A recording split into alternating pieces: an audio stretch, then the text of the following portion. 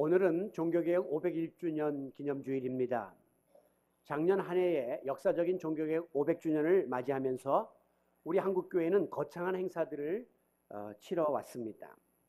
그러나 막상 1년이 지나고 있는 이 시점에 오늘 한국교회가 지난 한 해보다 더 나아지고 새로워졌느냐, 오히려 더 부패한 민낯을 많이 드러냈고 심지어 사회적 지탄을 받는 일들이 자꾸 생겨나면서 교회가 개혁의 대상으로 여겨지는 이런 부끄러운 시대를 우리가 맞고 있음을 보면서 정말 참담한 마음을 지녀야 하고 또 교회 구성원으로서 우리가 공동 책임을 느껴야만 하는 것입니다. 어떤 사람은 심각하게 심지어 이런 이야기를 합니다. 작년에 종교개혁 500주년이라고 하면서 한국교회는 유럽에 돈만 갖다 쏟아부었다.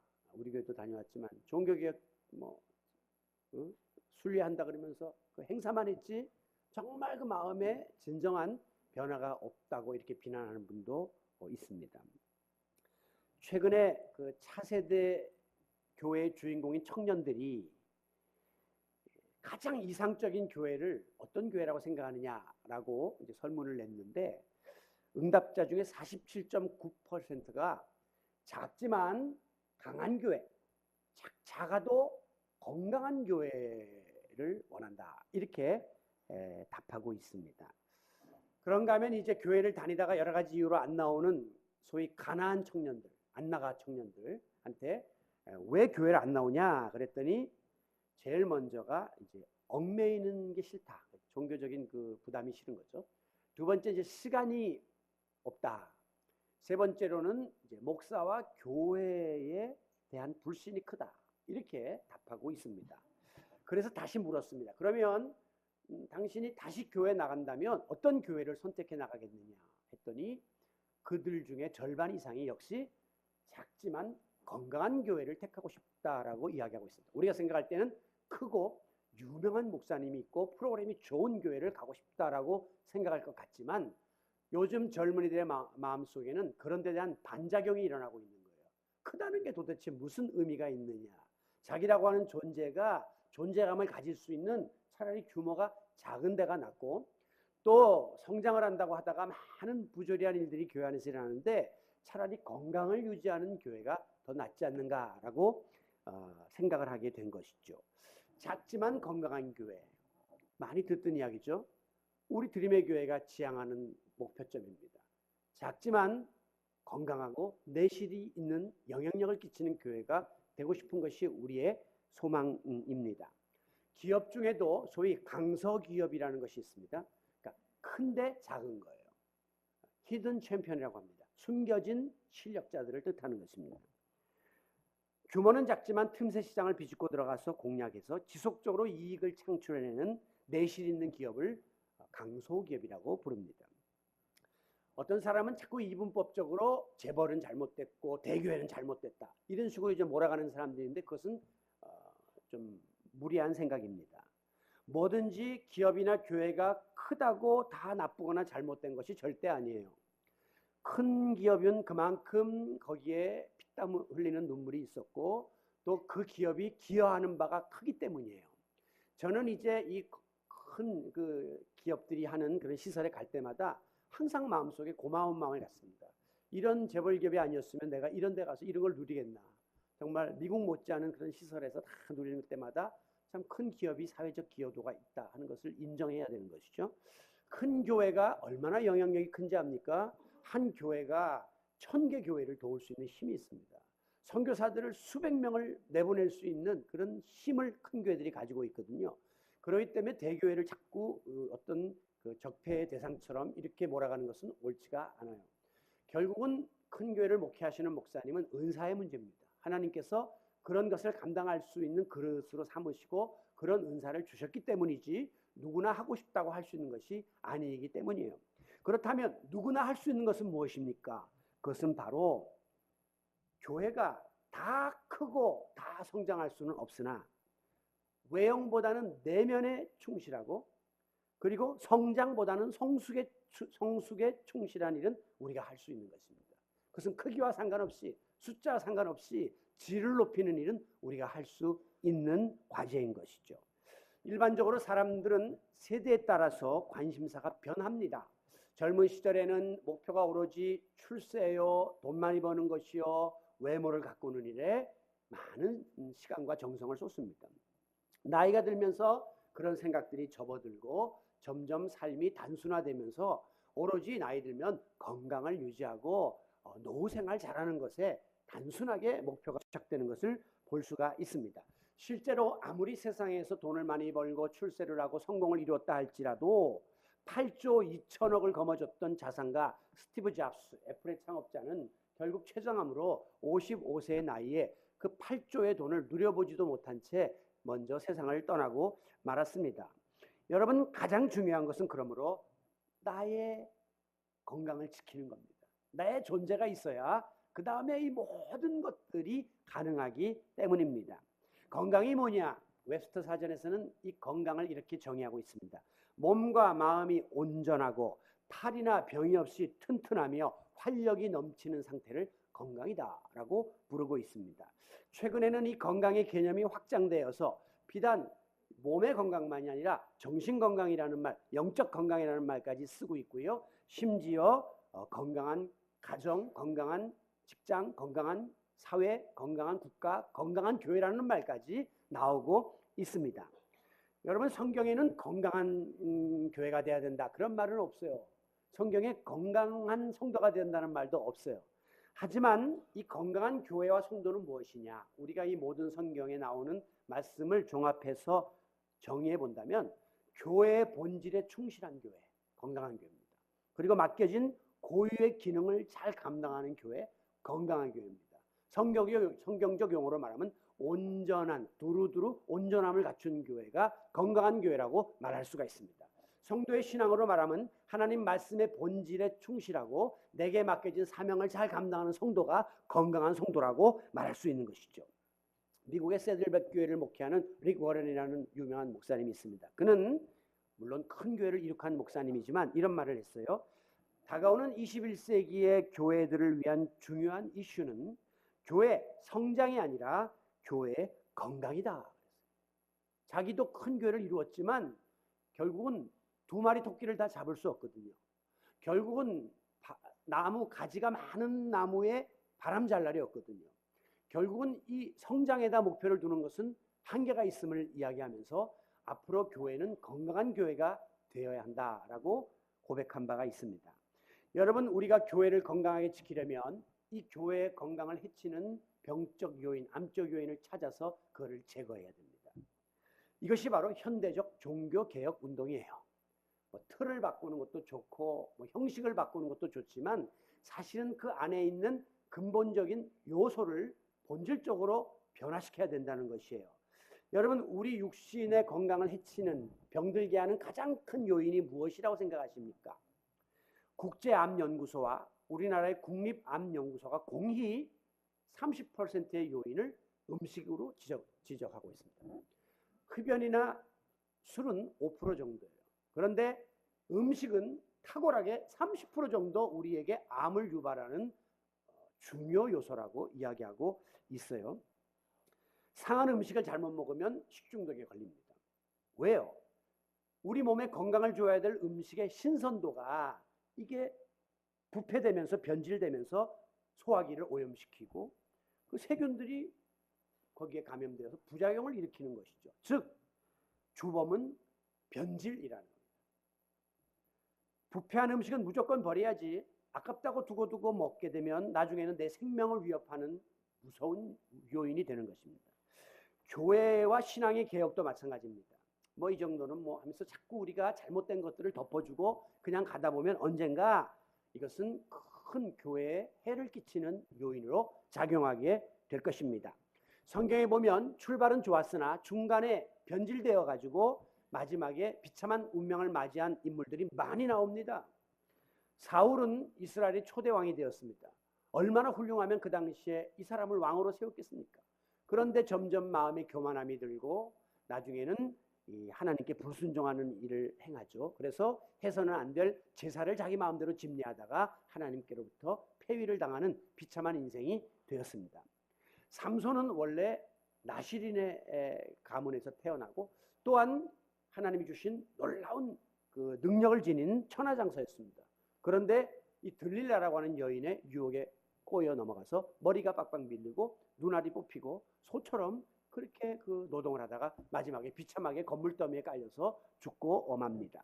가룟 유다가 얼마나 제자 중에 믿을만 했으면 재정을 다 맡겼겠습니까? 그런데 그만 재물의 눈이 어두워서 나중에 스승을 배반하고 목매서 자살하고 줄이 끊어져서 시체가 바닥에 떨어지면서 창자가 다 터져나오는 비참한 죽음을 죽고 말았습니다. 정말 안 된 분 중에 한 분이 아나니아와 삽비라 부부예요. 정말 그들이 마음 깊은 곳에서 자기들의 전 재산을 팔아서 사도들에게 갖다 놓으면서 교회에 바치려고 결심을 했는데 막상 가지고 오려다 보니까 너무 좀 아깝고 생활비도 좀 띄어야 될 것 같고 그래서 좀 띄었어요. 그런데 하필이면 이것이 문제가 되어가지고 숨겨둔 것이 어디 있느냐 하는데 이게 전부입니다 라고 거짓말을 했다가 시체로 다 변하는 너무 무서운 결과를 맞게 된 것이죠. 처음에 먹었던 결심이 끝까지 갔어야 되는데 중간에 변질이 돼서 왕위에서도 폐위당하고 제자의 반열에서도 제명을 당하고 이 비참한 존재가 되고 만 것입니다. 그만큼 초심을 지키는 일은 어렵고 힘들어요. 왜 그렇습니까? 처음에 먹었던 마음에 이물질이 끼어들고 여러 가지 다른 생각들이 끼어들면서 순수함을 오염시킴으로 변질시키게 되기 때문이에요. 여러분 오늘 이와 같이 신앙생활과 믿음에 있어서도 자꾸 이 믿음이 변하고 흔들리는 가장 큰 이유가 무엇이냐? 여러 가지 환경적인 요인이 있을 수 있지만 가장 근본적인 것은 마치 음식처럼 음식도 우리의 몸의 건강을 해치는데 주 요인이 되는 것처럼 이 신앙생활에 있어서 생명의 양식인 하나님의 말씀을 바로 받지 못하고 말씀에 대해서 잘못 이해하고 잘못 적용을 하면 영적인 질병에 걸리게 되고 결국 마지막에는 큰 부작용을 신앙생활과 교회생활에 일으키게 되고 마는 것입니다. 성경에 보면 천지는 없어질지언정 하나님의 말씀은 1.1획도 변함이 없다고 했습니다. 그런데 이 하나님의 말씀을 세상이 바뀌면서 내가 내 편리에 따라서 자꾸 마음대로 자의적으로 해석하다 보니까 나중에는 하나님의 뜻인 것 같은데 사실은 하나님 뜻과 상관없는 이런 일들이 우리 신앙생활 속에서 비일비재하게 벌어지는 것이에요. 먹는 대로 병이 온다는 말이 있습니다. 뭘 먹느냐에 따라서 병을 초래한다고 하는 말이에요. 육신의 건강에 있어서 그만큼 음식이 중요한 것처럼 신앙과 교회 생활에 있어서 가장 우선돼야 될 것은 영적인 양식, 생명의 말씀, 하나님의 말씀이라는 사실을 믿으시기 바랍니다. 이 말씀을 바로 섭취해야 건강한 교회가 되고 건강한 성도가 될 수 있기 때문이에요. 그러므로 오늘 한국교회가 위기다 다 그렇게 이야기하는데 한국교회가 그러면 뭐를 고치고 어디로 다시 돌아가야 될까라고 하는 이 고민 앞에서 그동안 우리가 하나님의 말씀을 좀 잘못 해석해서 적용했거나 좀 오염시키거나 변질된 부분이 있다면 이것을 본래 상태로 원상복귀시켜야 된다는 거예요. 원래 상태가 뭡니까? 하나님이 주신 말씀이에요.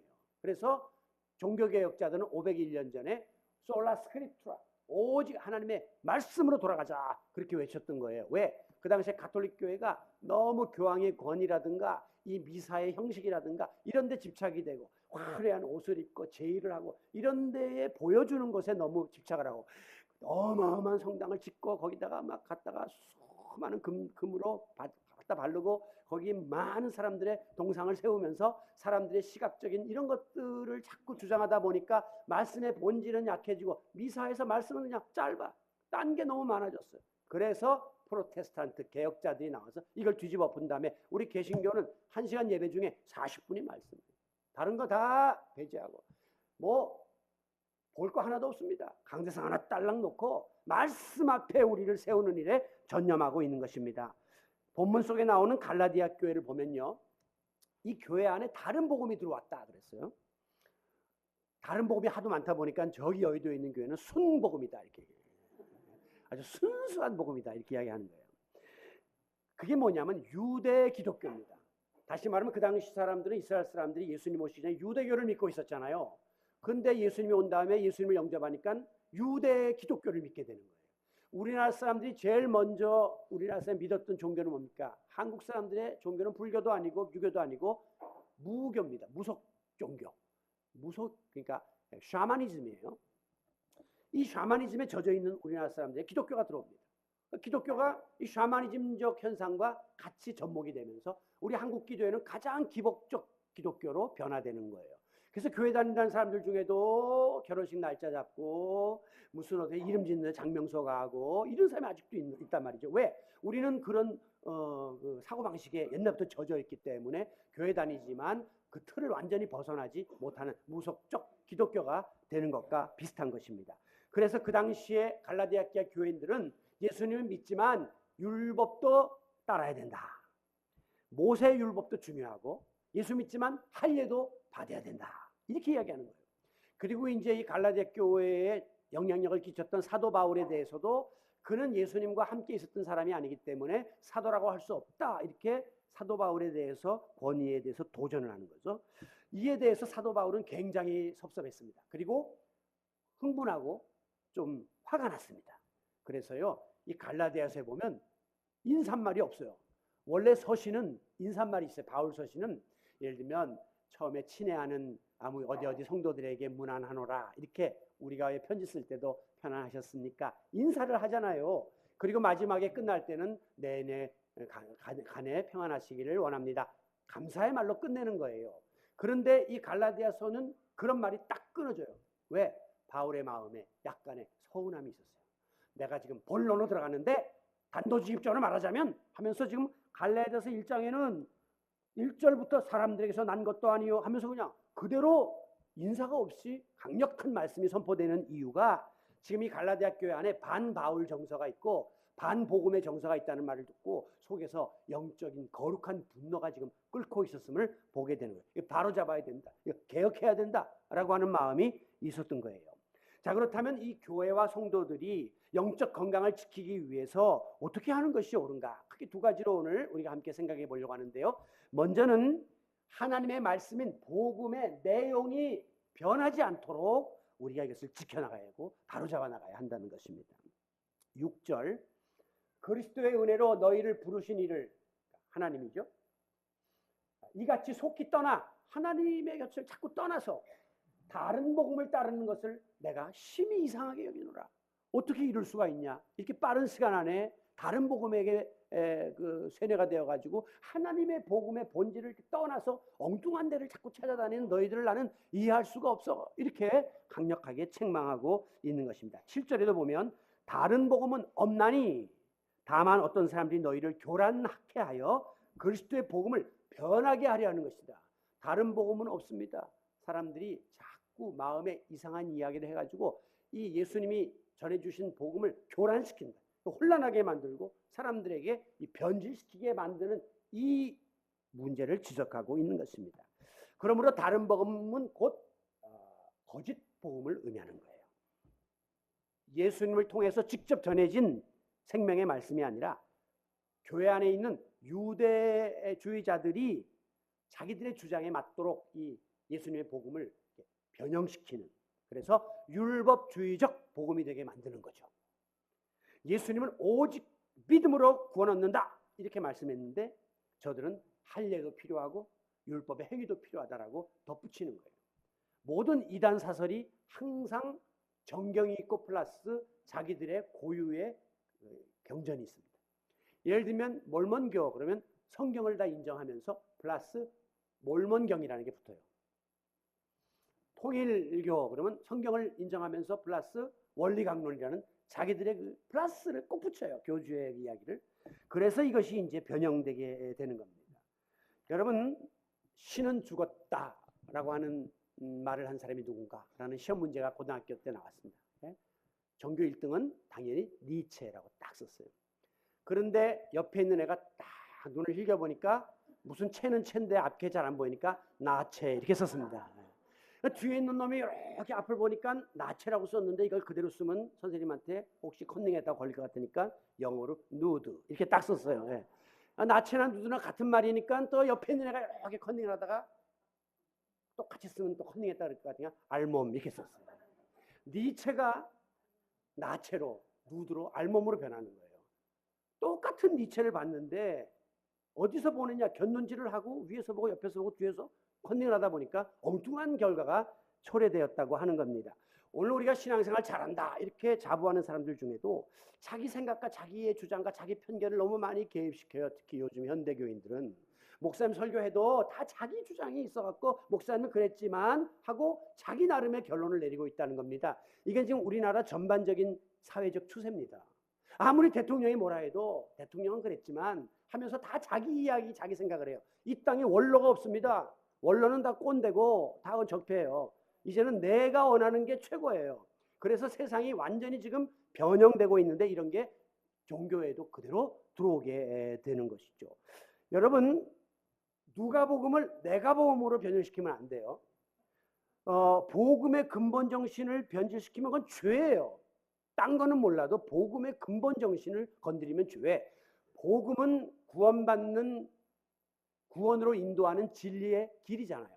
근데 그 길을 영원 구원과 관계있는데 옆길로 안내하면 그 사람 멸망당합니다. 예수 믿어야 구원받는다 그랬는데 예수님 말고 우리 재림 예수를 믿어야 된다고 옆길로 이용하면 그 사람 믿었지만 지옥 간단 말이에요. 그러니까 이 복음을 변형시키면 죄입니다. 여러분, 대표적으로 오늘 현대인들이 특히 성도들이 직면하게 되는 어려움 중에 하나가 종교는 달라도 진리의 뿌리는 같다라고 하는 소위 종교다원주의 혼합화 사상입니다. 몇 해 전에 타종교를 존중한다 그래가지고 지금도 이 단체가 있어요. 저한테 어제도 소포가 왔는데 그러니까 4대 종단 연합 모임이 있습니다. 그게 뭐냐면 개신교, 천주교, 불교, 그다음에 원불교가 거기에 끼어 있어요. 이분들이 몇 해 전 생명의 강 살리기 종교 여성 공동 기도문이라는 걸 기도회를 강의에서 하면서 뭐 수녀, 뭐 목사, 이렇게 거기 법사 이런 사람들이 다 모였어요. 그래가지고 이제 기도를 했는데 그 기도문이 이걸 낭독했습니다. 하늘에 계신 하느님, 부처님, 그 다음에 성모 마리아님, 소태산 대종사님, 이거는 이제 원불교의 시조죠. 왜 마음에 연하여 4대 종단 종교 여성이 일심으로 간구하옵나니 부디 이 땅에서 죽음의 구판 대신에 신명나는 살림의 구판이 벌어지게 인도하여 주시옵소서. 나무아미타불 아멘.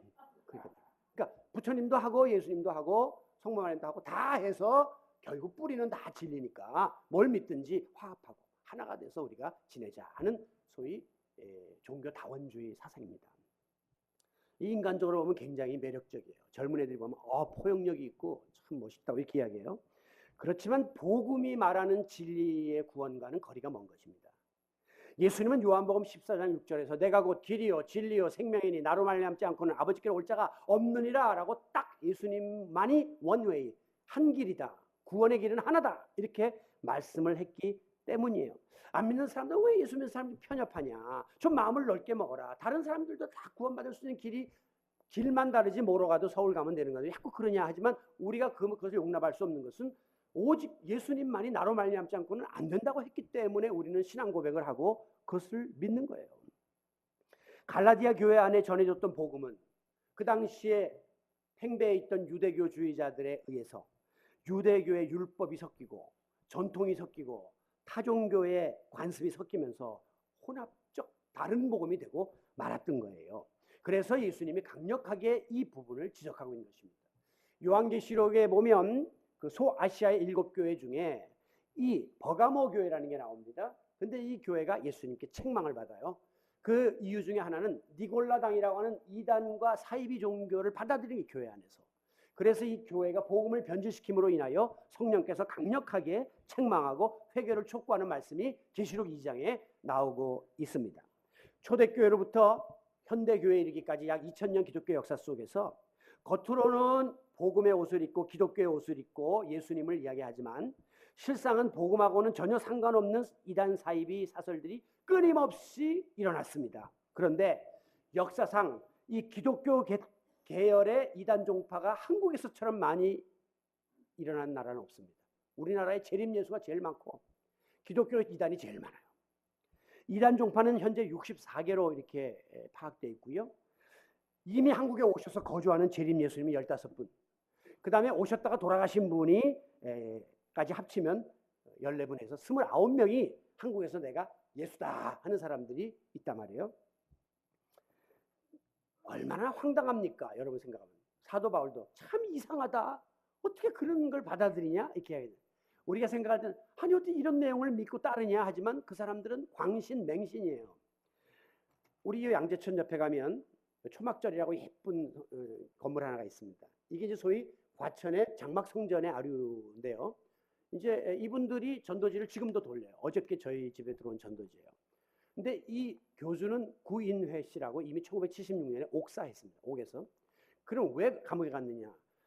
교인들을 상대로 천국에서는 의식주의 문제가 다 해결되니까 여러분이 가지고 있는 물질은 아무 쓸모가 없습니다. 그러니까 다 재림 예수님에게 바치세요. 그래갖고 구인회가 그 당시에 2,000명을 대상으로 수억의 금품을 갈취한 거예요. 이것이 이제 사기 혐의가 돼가지고 감옥에 갔습니다. 감옥에 가서 병이 걸렸는지 하여간 옥사를 했어요. 죽었는데 그 사람들 지금 뭐라고 여기다가 전도지에 내냐면 누가복음 13장 35절에 주의 이름으로 오시는 이 재림 예수께서 대한민국 땅에 오셔서 3년 동안 천국 복음을 전파하시며 예수님처럼 많은 고난을 받으시고 이 세대에게 버림받아요. 예수님 십자가에 죽은 것처럼 1976년 음력 1월 30일 서대문 교도소 옥조에서 운명하셨습니다. 많은 고난을 받으시고 운명하신 재림 예수를 믿는 적은 무리에게 하나님 아버지께서는 천국을 주신다고 약속했습니다 하면서 누가복음 12장 말씀을 인용해가지고 말씀을 자기들 재림 예수 사기친 사람에게 적용을 시켜갖고 그의 고난은 예수의 고난이고 그의 죽음은 예수의 죽음이다 이렇게 해가지고 지금도 재림 예수의 묘 해가지고 묘까지 만들어놨어요. 재림 예수는 살아서 부활하셔서 영원히 계셔야지 또 죽는 게 어디 있어요.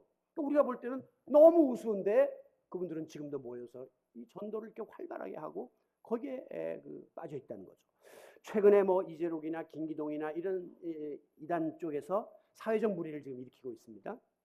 그런데 들려오는 소리에 하면 교회가 까딱없다는 거야.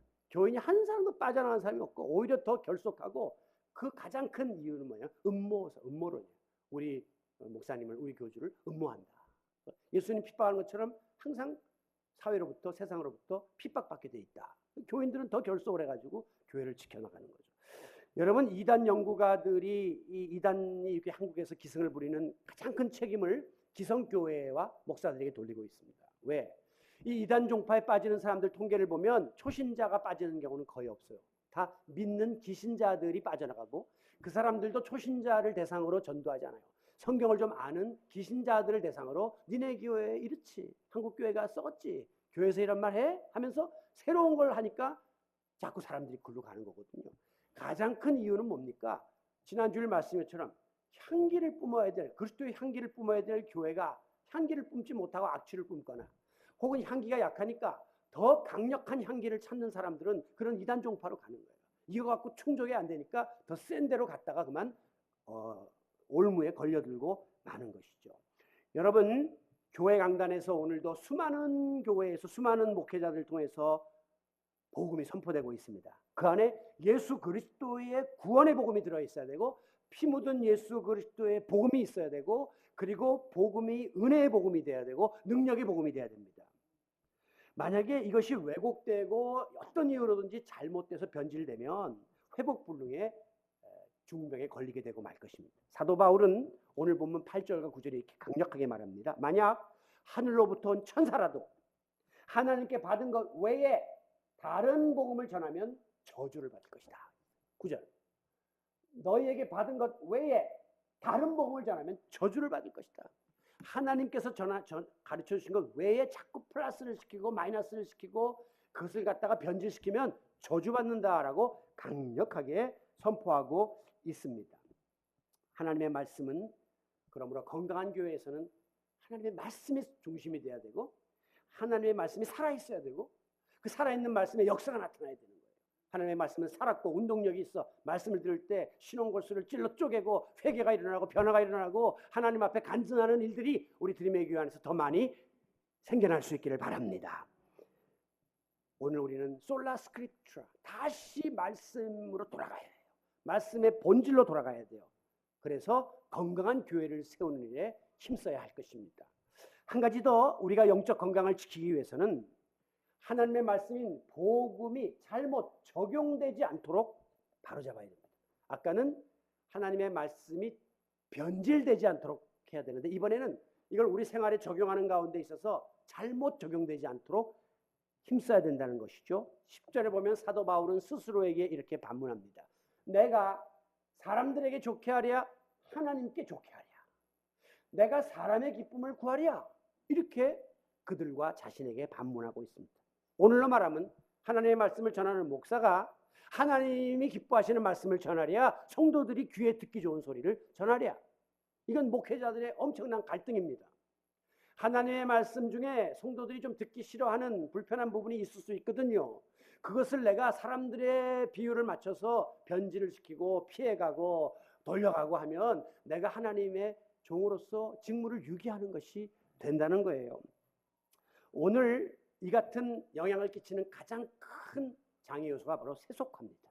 그러니까 모든 것이 사람들에게 좋게 하는 인본주의적인 그런 쪽에 비율을 맞추려고 하는 이런 세상의 흐름이 교회 안에도 지금 밀려들고 있는 것이죠. 그래서 이 세속적인 마인드인 기복신앙, 성공주의, 물량주의, 이기주의, 외형주의, 쾌락주의 이런 것들이 자꾸 우리를 좀먹고 있는 것입니다.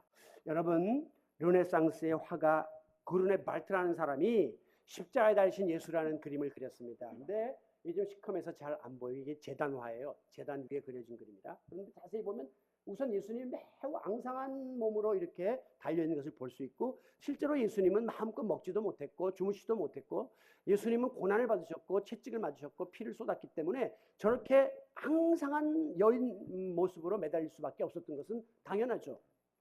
만약에 저기에 매우 뚱뚱한 예수님이 매달려 있다고 생각해 보십시오. 아무도 저 그림을 보려고 하지 않을 것이고 저분 앞에 나가려고 하지 않을 것입니다. 왜? 저렇게 기름진데 저렇게 배부른데 내가 가서 무엇을 저분에게 더 구할 것인가?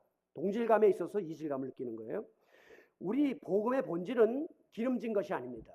뚱뚱한 것이 아닙니다. 부자의 모습이 아닙니다. 항상 성경에는 약자의 모습이고 가난한 자의 모습이고 이것이 복음의 본질이에요. 오늘 한국교회, 그 전에 중세교회, 이번에도 독일 가보면 금으로 발라놨어요. 그냥 이 아름다운 그 치장을 보면 저걸 그리느라고 예술가들이 일생을 가서 저기서 그냥 건 거예요. 거기에 하나님이 계시는 것은 아니거든요. 그런데 너무 한국교회도 호화로운 건물 짓고 시설 투자하고 특권층이 교회 많이 나온다고 목사들이 모이면 매일 자랑이 그겁니다. 우리 교회 헌금이 얼마 모인다. 뭐 우리 교회 뭐 변호사가 몇 명, 의사가 몇 명이고 판사가 몇 명이다. 그게 뭐 그렇게 자랑거리입니까? 근데 그게 자랑거리가 된 거예요, 지금. 하나님의 말씀을 적용하는 과정에서 우리가 잘못 받아들이고 있는 것이죠. 예수님은 분명히 헛된 영광을 버리고 자기를 부인하고 십자가를 지고 따라라. 그리고 자기를 다른 이를 섬기며 희생하며 살아라. 이렇게 가르쳐 줬어요. 이게 제자의 삶이다.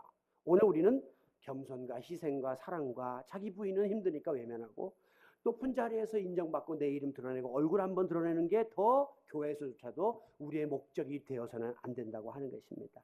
예수님은 교회의 생명은 거룩함, 구별됨에 있다라고 했는데 세상을 다 품는답시고 이 거룩함을 훼손시키면 교회는 생명력을 잃어버리기 때문에 오늘 이렇게 비틀거리게 되는 것입니다. 교회의 생명은 구별된 거예요. 세상과 달라요. 성도들은 차별화돼야 돼요. 그런데 세상 사람이나 교회 사람이나 갖다 놔도 다를 바가 없으니까 세상 사람들이 만만하게 보는 거죠. 니나 내나 다를 바가 없고 뭐 교회라고 뭐 별거 있냐? 이 기업적 마인드나 똑같네. 이러면서 막 그냥 돌멩이를 던져도 정신없이 얻어맞으면서 이루고 있는 이유는 차별화되지 못했기 때문입니다. 저는 이 교회들이 한국교회가 그동안에 이 직분을 마치 계급처럼 여기게 했던 이 죄도 회개해야 된다고 생각해요. 안 믿는 사람들이 교회도 잘 모르면서 내가 이번에 장로 된다 그러면 야 너희 출세했다 야 높아지는 거 아니야 장로면 그 목사 다음에 이렇게 밑에서 그거 아니야 교회를 막 이렇게 좌지우지하는 거 그런 생각을 그분들에게 심어줬다는 것은 우리가 너무 잘못한 거예요. 누가 그걸 가르쳐 줬겠습니까? 장로된 분이 나가서 뻑인 거죠. 나 장로 됐다 이제 나는 마음대로 교회에서 이제 권한이 있다 이러면서 한 거예요. 아니에요. 종이에요 종. 나 왕종 됐다 나 죽었다 이제 니들도 잘 못 만난다 이제 나 술자리도 막 못 나간다 나 이제 아주 바짝 낮아져 갖고 장로 돼가지고 고생줄이 훤하다 이렇게 인식이 돼야 돼요. 이게 예수님을 따르는 정신이란 말씀입니다. 오늘 우리가 이 영적인 이 차별화된 거룩함의 생명력을 놓치면 교회는 자기 마음대로 그냥 말씀을 적용해가지고 각기 다 자기 길로 가가지고 마지막에는 중심을 잡을 수 없는 자리에 빠지게 되고 마는 것입니다. 바로 이 무서운 세속화의 이 인본주의의 도전 앞에서 오늘 우리가 어떻게 해야 될 것인가를 돌아보는 그런 종교개혁주일이 됐으면 좋겠습니다. 마지막으로 사도 바울은 10절에서 이렇게 말합니다. 내가 방금 전에 내가 사람의 기쁘게 하랴 하나님을 기쁘게 하랴 그래 놓고는 내가 지금까지 사람의 기쁨을 구하였다면 나는 더 이상 그리스도의 종이 아니다. 그렇죠. 이제는 사람의 종이죠. 제가 하나님을 기쁘게 하는 일을 해야 될 목사가 교인들 비유 맞추고 교인들 기쁘게 하려고 하다가 내가 밥줄 지키려고 하다가 만약에 본질을 잃어버리고 잘못된 방향으로 교회를 이끌어갔다면 나는 더 이상 하나님의 종이 아니라 여러분의 종일 뿐이죠. 이것은 오늘 여러분들이 스스로에게 물어야 될 문제입니다. 내가 하나님의 자녀인가? 세상 권세 잡은 자의 자녀인가? 내가 하나님 안에서 자유한 자인가? 여전히 사탄에게 콧깨어서 노예 생활을 하고 있는 자인가? 종교개혁주의를 맞으면서 우리의 궁극적 목표는 솔라 그로리아, 하나님의 영광, 하나님의 영광, 그리고 오직 말씀, 다시 말씀으로 돌아가는 이 본질 회복의 운동에 우리가 앞장서는 작지만 건강한 드림의 공동체가 되시기를 예수님의 이름으로 축원합니다.